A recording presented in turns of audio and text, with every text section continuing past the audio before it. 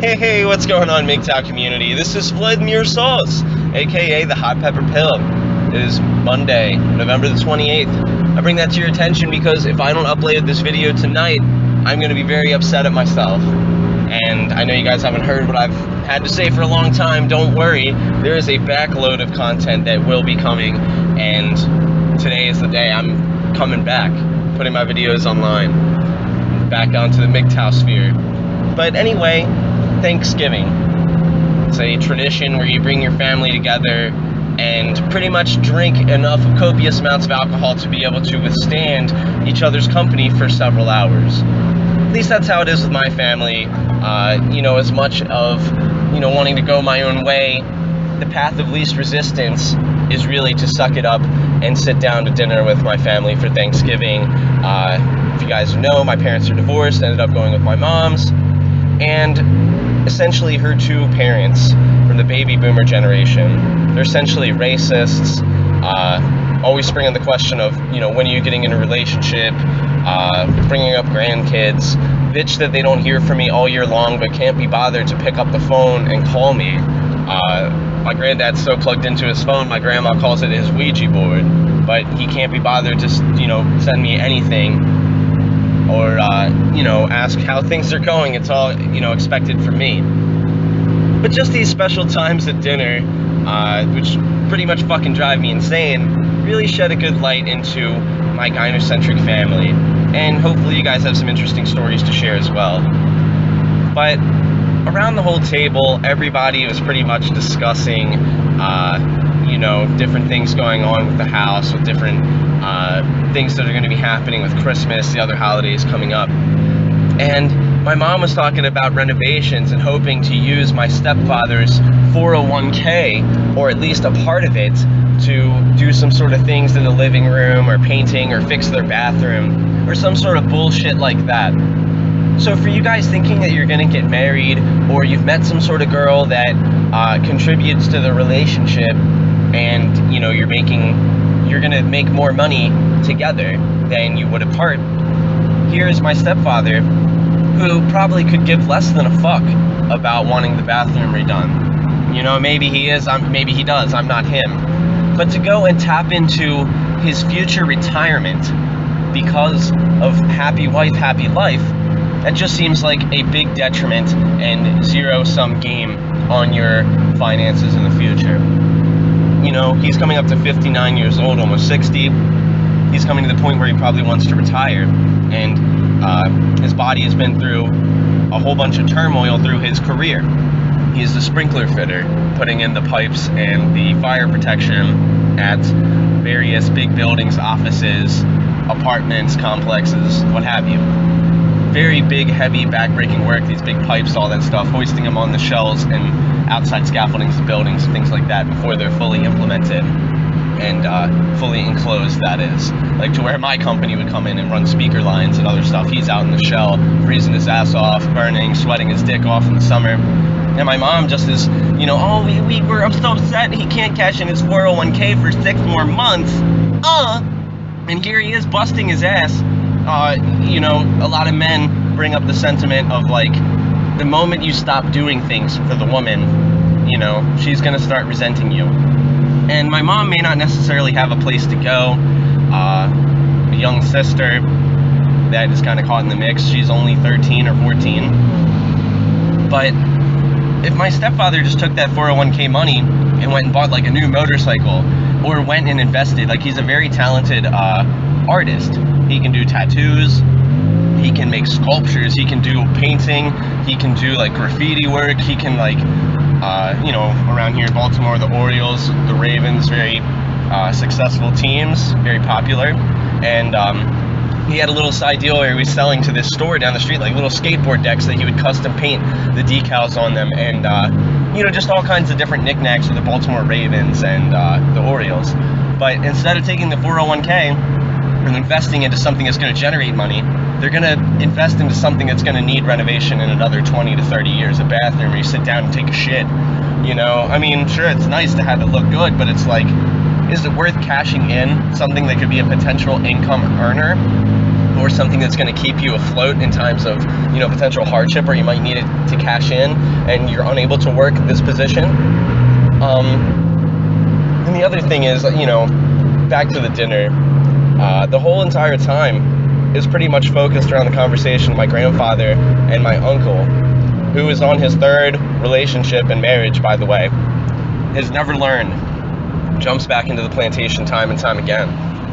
And it almost felt like a phone call, like an hour-long phone call. Like, have you ever been in, maybe invited over someone's house and, you know, oh, I'm sorry, let me take this call. Oh, it's a distant relative from somewhere long ago, and let me just be another minute. And the call goes on for like an hour. And you're sitting there in the living room twiddling your thumbs, like wondering what the fuck to do with yourself. That's how this dinner really went. For like the first hour we were talking, conversing, the food came, we ate, dessert had come and gone. But the conversation did not end between my uncle and my grandfather. It was just, oh, did you get the car, the engine fully loaded in? Oh yeah, we got that set up. Well, how hard was that? Did it take this much time? It must have taken about an hour, 2 hours. Well, it really took about 3 once you sat it down and this, that, the other. They did not stop. Just everything seemed to end to another question. And my mom is like boiling at resentment because of my uncle and my her father's relationship. You know, as the daughter, my grandfather has always been into auto racing. So as my uncle, they've been like 2 peas in a pod as far as that, going up to the garage, getting shit done with the cars, while my mom was never really super into all that stuff, and of course, you know, as a female, felt like kind of an outsider. And like, all she could talk about is like how upset my uncle is going to be when he realizes when my parents, when her parents eventually pass away, that they have rewritten the will due to some things my mom has kind of like almost snaked and schemed her ways into, which of course she'd probably be very offended if she heard this video, but that's kind of the way it is. Like, she flat out said like she wants to go and help renovate my great-grandma, you know, my late great-grandma's house, pretty much so that her parents will give her more money for the will, or like be more around, do more things for them so that she can get this money. And it's been like kind of explicitly stated, you know, in passing, that really she just wants this money and like can't wait to see her brother's face, to where, you know, it's like you hear in families a lot, money is a big source of resentment. You know, someone dies and receives a lot more than another sibling, and it causes a big rift in the family, potentially for like that generation, the next generation, you know, as they tell their kids that part of the family is shit. And just see that kind of happening in front of my eyes. Like, I myself, my cousins are not really very close. Like I said, my grandparents can't be bothered to call me, so I really see them 3 times a year: Christmas, Thanksgiving, and Easter. That's really it. Because I just don't like hearing their bullshit, far-right rhetoric of just, you know, thinking that they're so right in their traditionalist ways. And my grandma is no better either. She'll go and hide beers in the fridge, go down and drink them, get drunk, get angry, like insult my grandfather verbally, to where my grandma's never had to work a day in her life.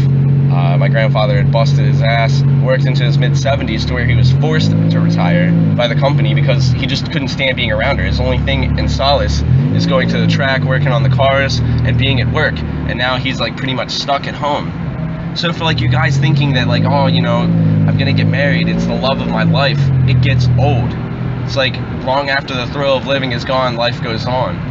That song, you know, the older you get, the more true it resonates, in the fact that, you know, you think you're gonna be like happy with this person and their looks are deteriorating, your life quality is deteriorating, or maybe in your life you may have the potential to make a lot of money or have this talent, like my stepfather, and it's being like ripped away by happy wife, happy life. Like I was saying, let's say he takes his 401k and invests it and says, fuck it, I'm getting a motorcycle, the best top quality motorcycle. How long, you know, how happy would she be with him for doing something that he wanted to do with his own money that he earned on his own volition from breaking his own ass at work every day, getting up at 5 in the morning, having work several times throughout the year in New York, where he was living in New York for the week and commuting home on the weekends. And my mom was like purely in love with it. Like, you know, Turd Flinging Monkey, a lot of these guys have said, women are only in love with you for what you do for them. My husband, you know, her husband, she was happy he wasn't even there and she could just collect the benefits of the money with him being gone. You know, she doesn't love him. She doesn't love his presence. You know, he likes that, you know, he can make her laugh sometimes. But, you know, is that really love for the man? Or is it more the love of what he does for her, how he makes her feel? And he's just stuck in his, like, Judeo-Christian mindset and lifestyle and marriage. It's really too late for him to become awakened. You know, he's already been through one relationship and marriage, kids, my stepbrothers, that is. One who has severe anxiety problems and, like, can barely leave the house. I love him to death. I hope that he gets better, and I probably need to be more help to my brother.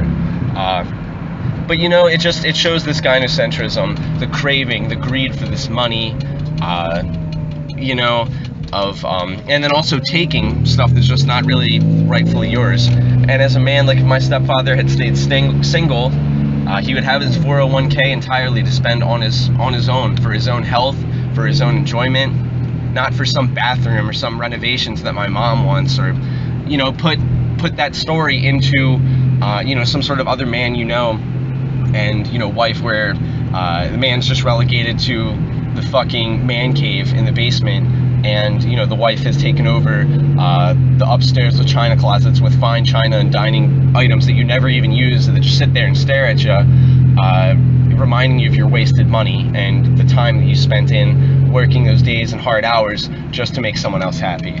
So thank you guys for listening. This is Vladimir Sauce. I appreciate it, and this video will be loaded. You can hold me to it. Thank you guys, and thanks for your continued support. Keep staying strong, keep being MGTOW, keep supporting TFM, Liberation Y, just found out about him. Coteries, another cool guy, I've been checking him out lately. Of course, Metaphysics of MGTOW, you know, MGTOW Hybrid. A lot of these guys are a bastion of knowledge, and just keep an open mind. You know, don't get so set down in, like, you know, the far left or the far right. You know, make your own choices, weigh each option, and make your own decisions in life. Go your own way. Thank you guys. Take it easy.